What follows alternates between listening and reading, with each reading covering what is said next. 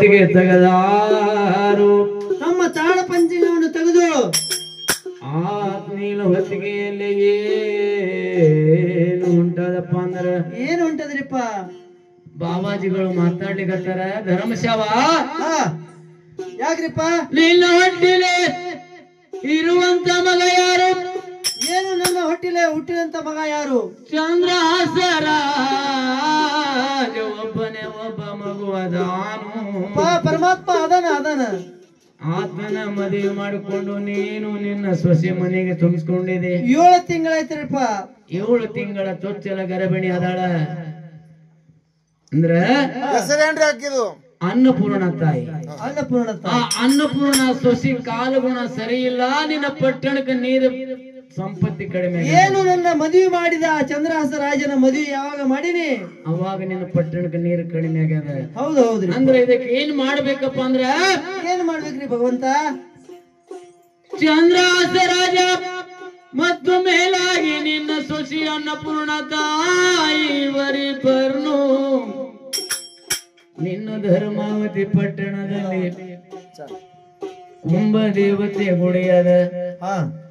ಇವರ ಇರುವರು ಒಯ್ದು ಆ ಕುಂಭ ದೇವತೆ ಗುಡಿ ಮುಂದ ಆವಿದ್ಯ ಕೊಟ್ರ ನಿನ್ನ ಪಟ್ಟಣಕ್ಕೆ ನೀರು ಬೀಳ್ತಾವ.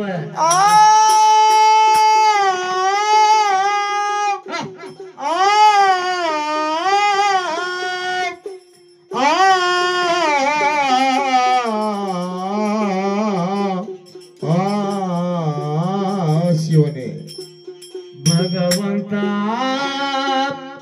ಎಂತ ಯಾಳ ಕಂದೆ ಪರಮಾತ್ಮ ಅಂತೇಳಿ ಧರ್ಮಶಾವರ ದುಃಖ ಮಾಡ್ಲಿಕತ್ತಾನು. ಒಬ್ಬನೇ ಒಬ್ಬ ಮಗ ನನ್ನ ಹೊಟ್ಟೆಲೆ ಹುಟ್ಟಬಾರದಿತ್ತು ಈ ಮಗ. ಇಂಥ ಪಾಪಿ ತಂದೆ ಹೊಟ್ಟೆಲೆ ಹುಟ್ಟಬಾರದಿತ್ತು ಪರಮಾತ್ಮ. ಸೊಸಿ ಅದಕ್ಕೆ ನೋಡಿ ನನ್ನ ಮಗಳ ಹಾಗೆ ಇದ್ದಕ್ಕೆ ಸೊಸಿನ ಮಗನ ಹೇಗೆ ಆವಿದ್ದೆ ಕೂಡ್ಲಿ ಪರಮಾತ್ಮ ಅಂತ ಹೇಳಿ ರಾಜ್ದ ನೋಡ್ರಿ ಹೋರಾಡಿ ದುಃಖ ಮಾಡ್ಲಿಕ್ಕತ್ತಾನ. 7 ತಿಂಗಳ ಚೊಚ್ಚಲ ಗರ್ಭಿಣಿ 3 ಮಂದಿ ಬಾಬಾಜಿ ಪಾದಗಳನ್ನು ಹಿಡಿದು ಉರುಳಾಡ್ಲಿಕ್ಕತ್ತಾನ.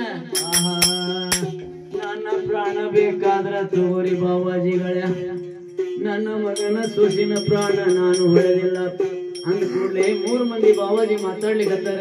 ಅಲ್ರಿಪ್ಪ ರಾಜರ ಇದು ಬಿಟ್ಟು ಮತ್ತೆ ನಿನಗೆ ಯಾವುದು ಹಂಜಿಕೆ ಇಲ್ಲ ರಾಜ.